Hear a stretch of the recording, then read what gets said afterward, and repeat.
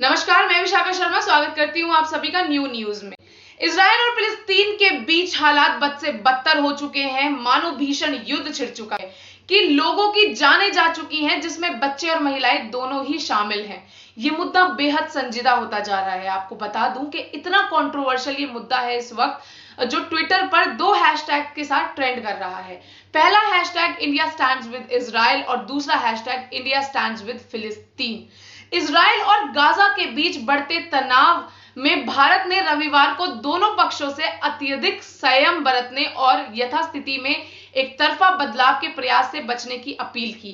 साथ ही तनाव को तुरंत कम किए जाने की आवश्यकता पर भी बल दिया।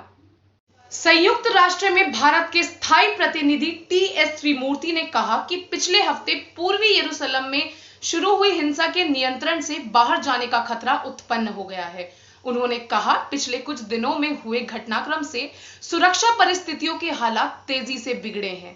त्रिमूर्ति ने कहा कि भारत इजराइल और फिलिस्तीन के बीच वार्ता बहाल करने के लिए अनुकूल वातावरण बनाने के हर संभव कोशिश का समर्थन करता है। उन्होंने कहा कि भारत गाजा पट्टी से होने वाले रॉकेट हमलों की निंदा करता है। साथ ही इजरायली बदले की कार्यवाही में भी बहुत बड़ी संख्या में आम नागरिक मारे गए हैं, जिनमें औरतें और बच्चे भी शामिल हैं, जो बहुत दुखद है। त्रिमूर्ति ने इजराइल में एक भारतीय नागरिक की मौत पर शोक जताया और जोर दिया कि हिंसा में तत्काल कमी लाना समय की आवश्यकता है और दोनों पक्षों को जमीन पर यथास्थिति में बदलाव से बचना चाहिए। अधिकारियों के अनुसार गाजा से फिलिस्तीन चरमपंथियों की ओर से किए गए रॉकेट हमले में इजरायली में 30 वर्षीय भारतीय महिला सौम्य संतोष की भी मौत हो गई थी।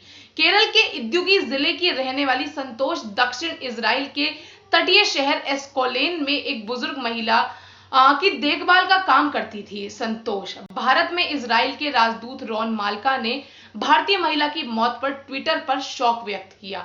दोनों पक्षों की तरफ से जारी हमलों में अब तक 53 फलस्तीन और 6 इजरायली नागरिक मारे गए हैं। मंगलवार को भारत ने हरम अल शरीफ, माउंट मंदिरों में झड़पों एवं हिंसा तथा शेख जर्रा और सिल्वन क्षेत्र में हो रहे निष्कासनों पर भी चिंता जताई है।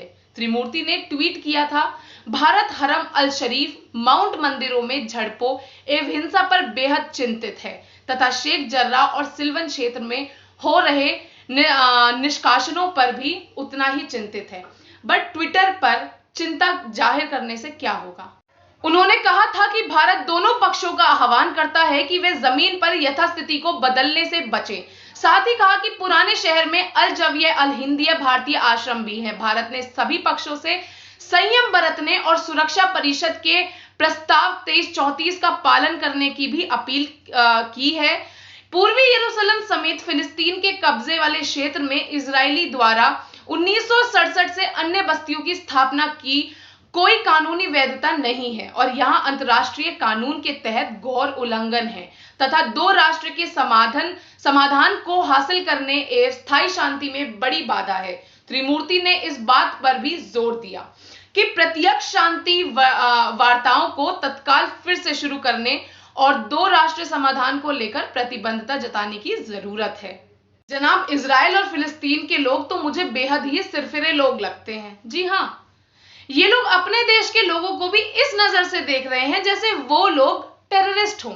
वहां के सिविलियंस को भी ऐसे देख रहे हैं जैसे उन पर भी ऐसे हमले कर रहे हैं जैसे वो लोग भी टेररिस्ट हों। जी हाँ, इजराइल की टेक्नोलॉजी बेहद ही सराहनीय है। इजराइल की एजेंसीज, उसका मोसाद जैसा डिफेंस सिस्टम, उसको बीट करना जी हाँ नेक्स्ट टू इम्पॉसिबल है। दुनिया की बेहतरीन मिलिट्री पावर्स है इजराइल के पास।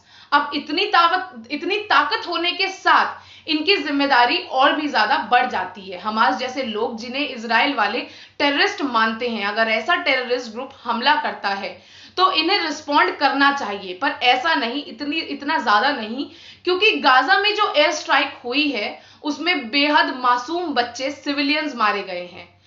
हालांकि टेक्नोलॉजी उन्हें टारगेट करना चाहिए, पर रॉकेट लॉन्चर्स को, वहां के टेररिस्ट ग्रुप्स को, ना कि सिविलियंस को। बाकी तो आप लोग कमेंट करके बताइए कि आप लोगों की इस मुद्दे पर क्या राय है। और भी बड़ी और नई खबरों से जुड़े रहने के लिए देखते रहिए न्यूज। सबसे अच्छी खबर सच्ची। मिलूंगी आपसे फिर एक और नए मुद्दे के साथ, तब तक